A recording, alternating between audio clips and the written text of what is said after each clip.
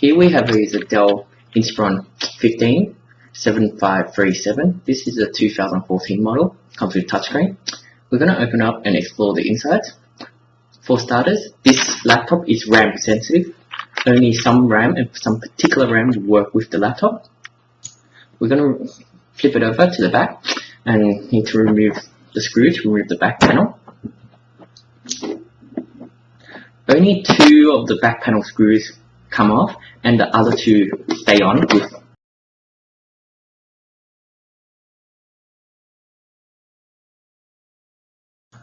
So these are the first two screws and they come off. This is the third screw that stays on. And this is the fourth screw that stays on.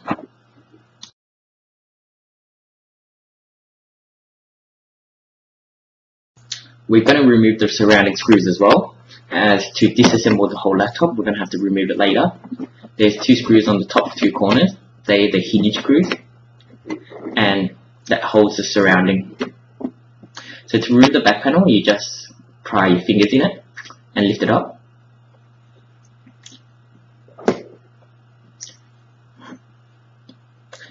That is the RAM, that's the CPU fan, that's the wireless card, that's the CPU underneath, and the graphic card. That's where the hard drive is, and that's the battery. The battery is replaceable. I'm going to have to remove a few screws to remove the battery first.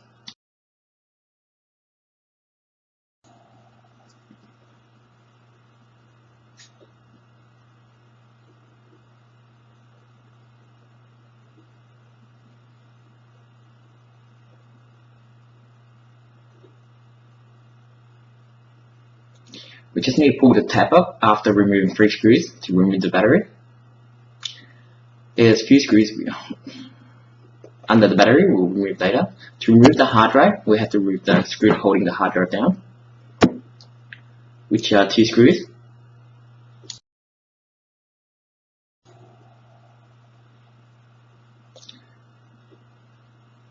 You just have to lift the hard drive. There's a black tab on the hard drive, and we need to remove the hard drive from the cable.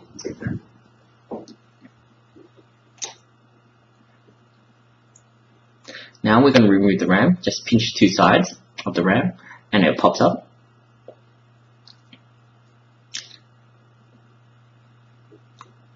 We're going to remove the wireless card. There's 1 screw holding the wireless card down. Remember also to pull off the cables, the antenna cables on the wireless card.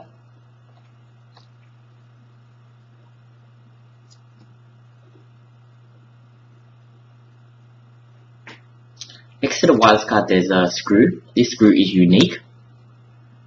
It looks different from other screws. It's pretty small as well.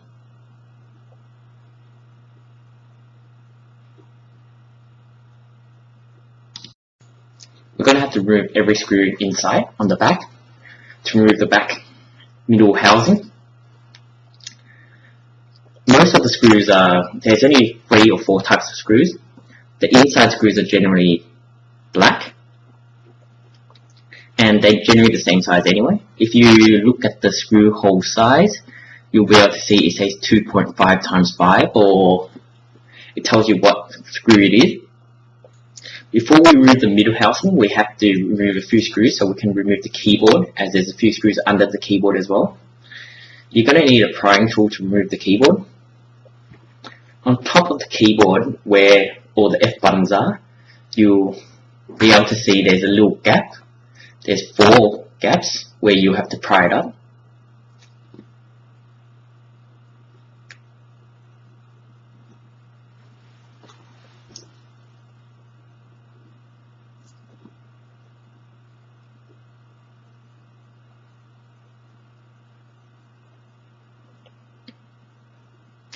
To remove the keyboard, we just need to lift it up. Be careful, don't pull it too hard as there's cables underneath. There are 2 cables depending on your keyboard. You'll have your normal keyboard cable and there's another cable which is the backlight cable of the keyboard.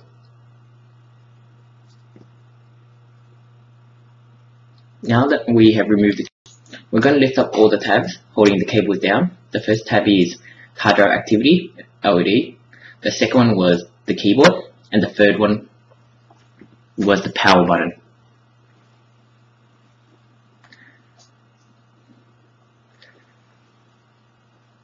We also need to remove the screws holding this keyboard cover down.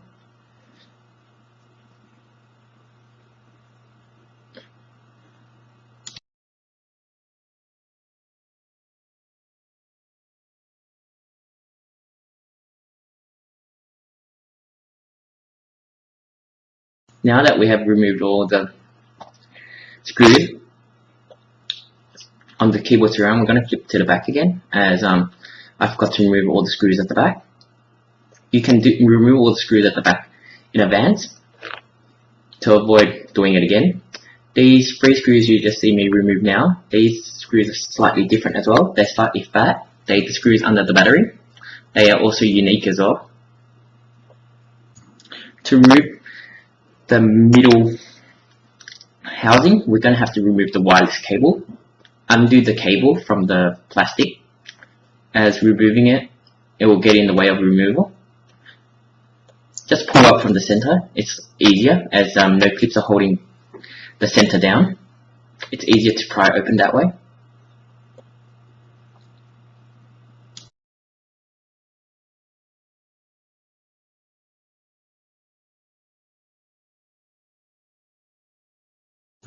We need to remove the screw on the top corner.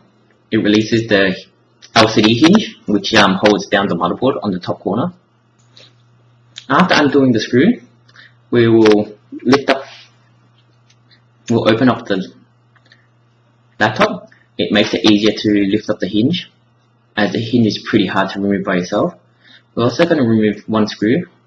We're also going to remove one screw holding the motherboard down to the plastic or the surrounding. You also need to remove all the cables attached to the motherboard. That one is the LCD cable. That's the sound cable from your speakers.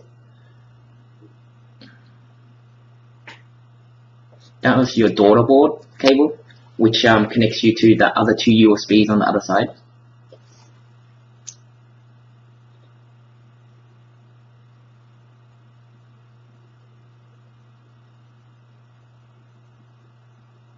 This is your DC power cable. It's where your electricity comes in.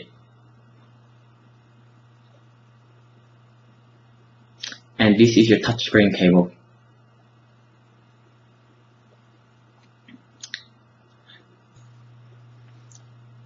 That's your CPU, that's your GPU, and that's the fan.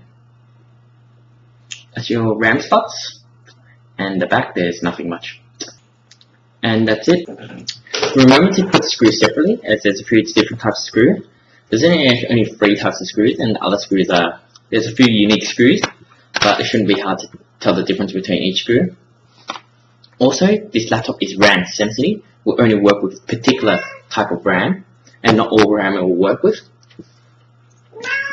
And also remember to be careful not to put the wrong screw in the wrong place.